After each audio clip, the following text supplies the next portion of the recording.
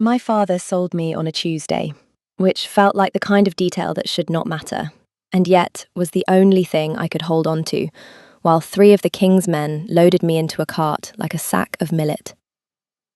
I was 23 years old enough to know exactly what was being done, young enough to still be surprised that it was my own father doing it. He did not look at me when the coins changed hands. He looked at the coins. I have thought about that a great deal since, how a man can spend 23 years feeding you, and then, at the end, find the silver more interesting than your face. The debt was 400 gold marks. I knew the number because I had kept his books for 6 years, the same 6 years he spent borrowing against a harvest that never came. I knew, better than the men loading me, exactly how much I was worth on paper.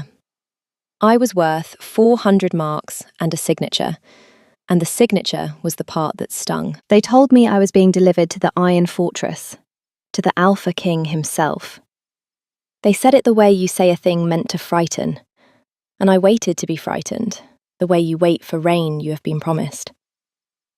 It did not come. I had used up my fear somewhere around the third creditor's visit, the winter before, and had not been able to find more since. So I sat in the cart with my hands folded and watched the pine close over the road, and I thought, well, at least it is somewhere I have never been. That is the thing no one tells you about losing everything. It is very quiet afterward. There is nothing left to protect, and the not protecting feels almost like rest. The fortress was grey stone, the colour of a storm that had not decided yet. It rose out of the forest the way a fact rises out of an argument, sudden and not interested in your feelings about it. The men walked me through a gate, across a yard where wolves the size of ponies watched me with too much intelligence, and into a hall so large that the fire at the far end looked like something happening in a different country. And there, on a throne carved to look like a wolf mid-stride, sat the most powerful man alive. I knew him by the way the room was arranged around him. Everyone in that hall stood at angles that accounted for where he was, the way iron filings account for a magnet. He was big in the way the fortress was big, not for show, simply because that was the size the thing needed to be. Dark hair, a jaw that looked like it had been set in a decision years ago and never released. He wore no crown. He did not need one. The crown would have been redundant. He was reading a ledger when they brought me in. He did not stop reading when they brought me in. "The Aldermore debt," said the man at my shoulder, and pushed a paper toward the throne. The king turned a page. "Set it there." "My lord, the girl." "I heard you." He still did not look up. "Set it there." I stood in the centre of the hall while the Alpha King of the Iron Territories finished his accounting. I will tell you that I did not find it insulting. I found it almost restful, after a month of being looked at by men who wanted something. Here, finally, was a man who wanted nothing from me at all. I was a line item. I could work with a line item. Then he closed the ledger, and he looked up, and his whole body went wrong. I want to be precise about this, because it is the first thing I ever truly noticed about him, and everything after followed from it. He had been a man entirely at his ease, a man who had read the same ledgers 1,000 times, and would read them 1,000 more. And then his eyes found me, and something passed over him that he very clearly had not authorized. His hand closed on the arm of the throne. His shoulders dropped a 1/4 inch, the way a man's shoulders drop when he has been hit somewhere padded enough not to show. And then, this is the part I have never told anyone, he stood up. Halfway. He came halfway out of the throne toward a debtor's daughter in a travel-stained dress. And then he caught himself and sat back down with the careful deliberation of a man pretending he had only meant to shift his weight. The whole hall saw it. I saw the whole hall see it. He saw me see the whole hall see it. "Leave us," he said to the room, in a voice that suggested he had wanted to say it considerably sooner. The hall emptied. It emptied fast. Whatever these people had learned about the moods of their king, they had learned to respect the ones they could not read, and this was plainly one of those. When the doors closed, it was only the two of us and the wolf throne, and 400 marks of paper between us on the floor. "You are Aldermore's daughter," he said. "I was. I am told I am now yours." I let that sit. "Congratulations on the purchase. I should warn you, the asset depreciates." He stared at me. I have replayed this moment more times than I will admit, because I did not yet know him, and so I could not yet know that what was happening on his face was a man discovering that the worst thing that had ever happened to his composure had just walked in wearing someone else's cloak. "You are not afraid?" He set the closed ledger aside without looking at it. It was not a question. It was closer to an accusation, as though I had broken a rule he had spent considerable money to enforce. "No," I agreed. "Everyone is afraid. I expect they have more to lose." And there it was. The first time I made the Alpha King of the Iron Territories lose an argument with himself. His jaw moved. The word he had been about to say did not come. He looked, for one entirely unguarded instant, like a man who had prepared for a fight and arrived to find the other party had simply gone home.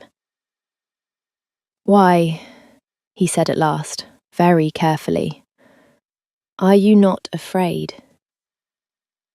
No one had ever asked me that. People had asked me to be afraid. People had counted on it. But no one in 23 years had looked at the absence of it in me and wanted to understand where it had gone. "Because I have already lost the things fear is for," I said. You cannot threaten a person with the weather once they are already standing in the rain. He was quiet for a long moment. The fire spoke to itself at the end of the hall. "What is your name?" he said. "Your given name, not the debt." And that, the distinction he drew, the debt set apart from the name, as though the two could ever have been the same thing to anyone but me. That was the moment I understood I had badly misjudged what kind of trouble I was in. "Wren," I said. "Wren." He said it the way you set down something you've been carrying too long and did not realise the weight of until your hands were empty. "I am Asmund." I knew his name. Everyone knew his name. But he offered it as though it were a thing he was not certain I would accept, and I filed that away, because a king who is uncertain whether you will accept his name is a king with a problem he has not told anyone about. He had a problem he had not told anyone about. It took me a great while to learn its shape. This is the story of how I learned it. They gave me a room. This was the first surprise. I had expected a cell or a kitchen or a pallet near the kitchen. Instead, a woman named Brigid, who ran the fortress with the iron calm of someone who had buried 3 kings and was not impressed by the 4th, walked me up a stair and opened a door onto a chamber with a window, a bed, a hearth already lit, and a chair. "There has been a mistake," I said. "I am the debt, the Aldermore debt. I keep books or I scrub them, I do not mind which." Bridget looked at me with the particular weariness of a woman who has been given an instruction she does not understand and has decided not to fight it. "The king says you are a guest of the fortress until your situation is settled." "My situation is settled. I was purchased." "The king," said Bridget, in the tone of a woman quoting scripture she finds personally suspect, "says the word purchased is not to be used." I sat on the edge of the bed after she left and tried to make the pieces fit, and they would not. A man does not pay 400 marks for a woman and then forbid the word for what he has done, unless the 400 marks had not been for the woman at all. I did not sleep. I sat in the chair by the window. The chair felt important somehow. A chair in a room for a person whose entire value had been a number. And I watched the moon come up over the black line of the pines. And I thought about a man halfway out of his throne, catching himself. I have made it this far, telling you the parts I understood at the time. If you are still with me, stay. Because what comes next is the part I am still not certain I have the words for. The part where I started to learn what the king was really buying when he bought debts. If this is the kind of story you would sit by a fire for, you might think about staying for the others.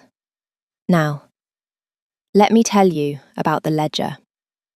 The ledger lived in the great hall, and the king consulted it like other men consult their own conscience, often and not always happily. I learned this because 3 days into being a guest of the fortress who was not permitted to scrub anything, I got bored, and a bored woman who has kept books for 6 years will eventually walk toward the books. He was not there. I told myself I was only looking. I opened the ledger to the last page and found my own name. Aldermore, 400. And beside it, in a hand pressed hard enough to nearly tear the page, paid. Not collected, not owed. Paid. And below mine, a column of others I did not know. The Tolliver debt, paid. The Mead Hall arrears, paid. A widow's tithe in a village I had never heard of, paid. Page after page, going back years, of debts that other men had used to bleed and own and ruin people, and the Alpha King had simply bought them and marked them paid. And I saw, looking closer, freed the people attached to them, every one, recorded in the same hard hand. Released to her own keeping. Released to his own keeping. Released. You read quickly. I did not jump. I am rather proud of that. I turned and he was standing 3 paces away, always 3 paces I would come to learn when one would have done, watching me with an expression that was trying very hard to be displeasure and arriving instead at something closer to dread. You free them, I said. All of them. You buy the debt and then you free the person. It is an efficient use of capital. It is the least efficient use of capital I have ever seen, and I have watched my father set fire to a barn for the insurance. I closed the ledger. Why? His hand found the back of the nearest chair. I was learning to watch his hands. They told the truth before his face caught up to it. There was a woman, he said. He did not go on for a moment. The fire filled the silence the way it always did, before. There was a woman the pack would have called my Luna in time. Her family carried a debt to a lord 3 territories east.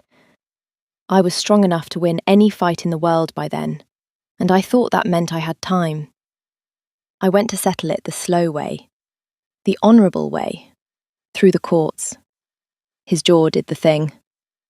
The lord called the debt while I was away. He took her in lieu. She did not survive his keeping. I have been told a great many secrets in my life, mostly by men who wanted credit for telling them. This was the first one I was ever given that the giver plainly wished he could take back the moment it left him. So now you buy the debts first, I said quietly, before the slow way can fail. Now I buy them first. And you marked the word purchased forbidden because you cannot stand to be a man who purchased a woman. He looked at me then, with something I can only call relief. The relief of a man who has carried a thing alone so long that being understood feels almost like an injury. Yes, he said. I should tell you that I did not soften toward him because his pain was beautiful. His pain was not beautiful. It was just true. And I had spent a long time among people whose feelings were performances, and a true thing in a hall full of iron is a difficult thing to walk away from. You should have told me, I said. I have spent 3 days insulting the asset depreciation of a transaction that was, apparently, an act of mercy. The corner of his mouth moved. It was the first time I had seen it try. You called it the least efficient use of capital you had ever seen. It is.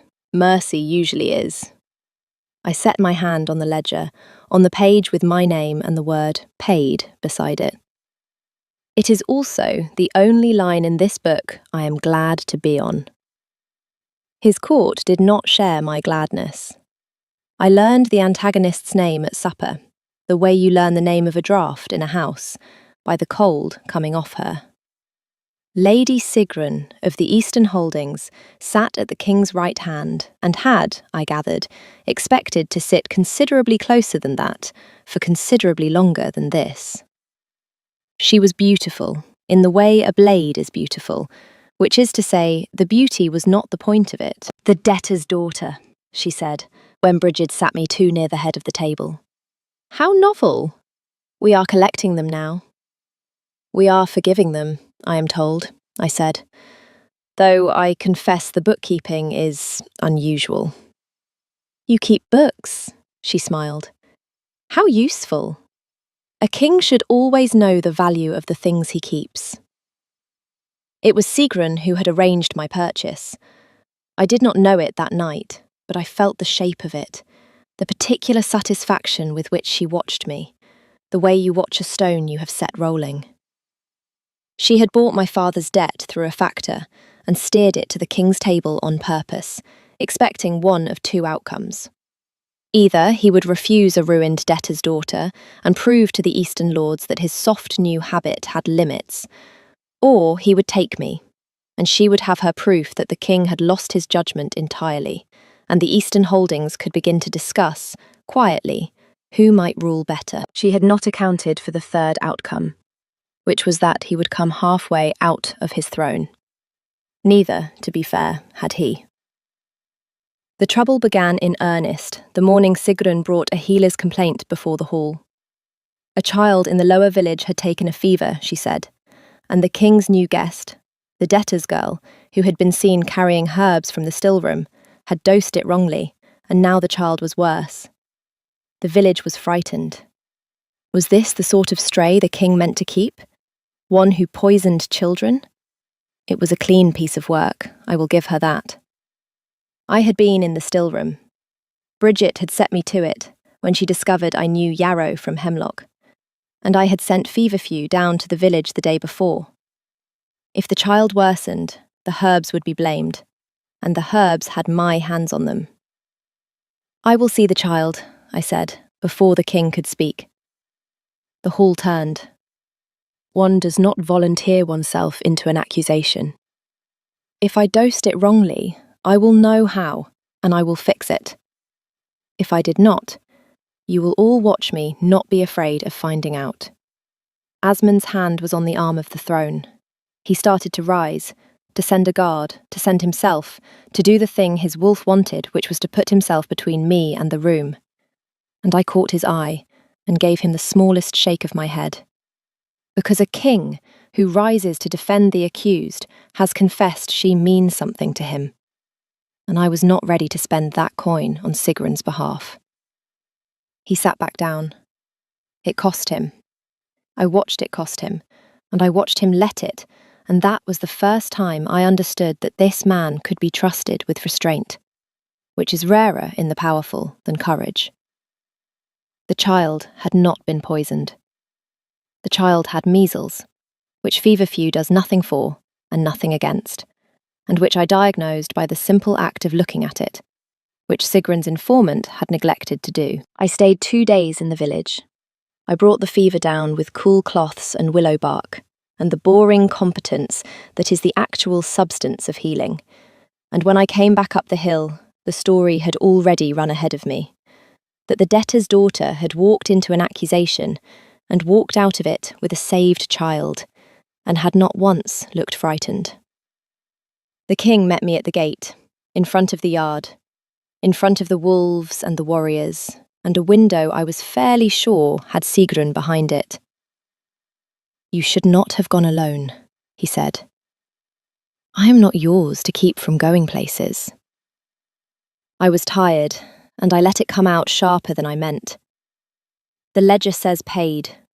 Paid means I belong to myself. Something moved through his face. He looked at me for a long moment in the cold 3 paces away, his breath clouding between us in the space he would not close. "Yes," he said, "it does." And then, very low, so the yard could not hear it, though the yard strained to, "I find I do not like the things I cannot keep from going places. I am aware this is my failing, and not yours." I went up to my room and sat in the chair that should not have been there, and I did not sleep again, and this time it was not the moon's fault. Sigrun's second move was not clean. The frightened lose their craft. 3 nights later, a fire took the still room where I worked, in the hour I was known to work in it, and I was inside when the bar came down across the door from the outside. I want to be fair to her, even now. I do not think she meant to kill me. I think she meant to frighten me into running, to make the king's strange mercy look like a danger he had brought inside his own walls. But intent is a poor comfort when the smoke is climbing the walls, and the door will not move, and the heat is a hand against the wood you cannot put your own hand near. I did not scream. I have wondered since whether I should have. Instead, I went to the window, which was barred for the herbs, and I wrapped my cloak around my arm, and I broke the glass, and I started working the lead, and I cut my palm to the bone on the 3rd bar, and kept working it, because a cut palm is a problem for later, and the smoke was a problem for now. Asmund came through the door. Not through the bar, through the door. He tore it off the frame, bar and hinges, and the stone the hinges were set in. And I learned later that no man in 3 generations had done such a thing without shifting, and that he had not shifted, that he had simply decided the door would open and made the world agree. He came through the smoke, and he found me at the window with my hand running red down the lead, and his face was a thing I will not try to describe, except to say that I have never, before or since, been looked at as though my continued existence were the only fact in the world that mattered. He did not touch me. Even then. He stood an arm's length off in the smoke, shaking, and he held out his hand palm up, the way you offer your hand to a horse that has been beaten. "Come away from the glass," he said. "Ren, please." I put my bleeding hand in his. It was the first time we had touched. I felt the shudder go through him at the contact, the great frame of him going still and then unstill, and I thought, with the strange clarity of someone who has been breathing smoke, "Oh, there it is. There is the thing the whole court has been waiting to see." We came out into the yard together, and the yard saw it. His hand around my unhurt one. The blood. The way he would not let go even when Bridget came running with cloths. The way he stood between me and the smoke and the watching windows, and did not once perform it. It was not for the court. That was the thing they could all see. It was simply where his body had decided to be. Sigrun made the mistake of being in the yard. The frightened cannot stay away from the thing they have done. They have to watch it land. "Thank the moon you were unharmed," she said, and she nearly sold it. "The bar came down from the outside," I said. I did not raise my voice. I had learned, in a long, hard year, that the quiet sentence carries furthest in a frightened room. A fire is an accident. A bar across the door is a decision. I am only a healer's apprentice, my lady, but I can tell the difference between the two, and so, I think, can the king. The yard went very still. I felt Asmund's hand tighten on mine, not a grip, a question. I gave him the answer by not letting go. "Search her rooms," the king said.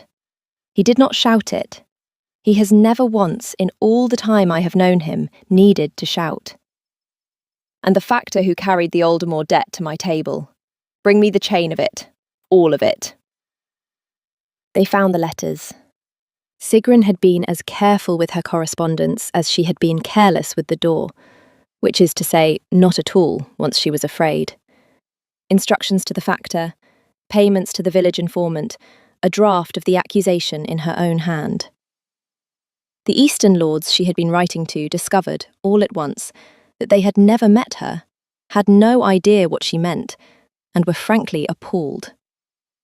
She was stripped of her holdings and sent east to a convent on the coast that takes noblewomen the way the sea takes stones, quietly, and with no expectation of return. I am told she keeps the convent's books now. I am told she is very good at it. I find I can wish her well from this distance, which surprised me, until I remembered that I am on the page that says paid, and a person on that page can afford to be generous. He came to my room the night the holdings were settled. He stood in the doorway. He did not come in. The door opened behind him, 3 paces becoming the width of a threshold he would not cross without leave. "Your hand," he said. "Bridget sewed it. I will have a scar across the palm. I am told it will ache before rain." I held it up. A useful thing in a healer. Now I will know when to bring the washing in. He almost smiled. Then the almost failed, and what was under it came up instead, and I watched the Alpha King of the Iron Territories arrive, at last, at the end of a fight he had been losing since the day a debtor's daughter walked into his hall and declined to be afraid. "I told myself I bought the debt for the same reason I buy them all," he said. "I told myself that for a month. I am not a man who lies easily, and I have never lied to myself so badly in my life." His hand was on the doorframe. "My wolf knew you in the hall before I had read your name. He came halfway out of the throne. I have spent 20 years keeping that animal on a leash, and he broke it for a woman in a travel cloak who told me her asset depreciates."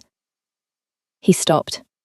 The next word would not come the easy way, so he made it come the hard way, which is the only way that has ever counted.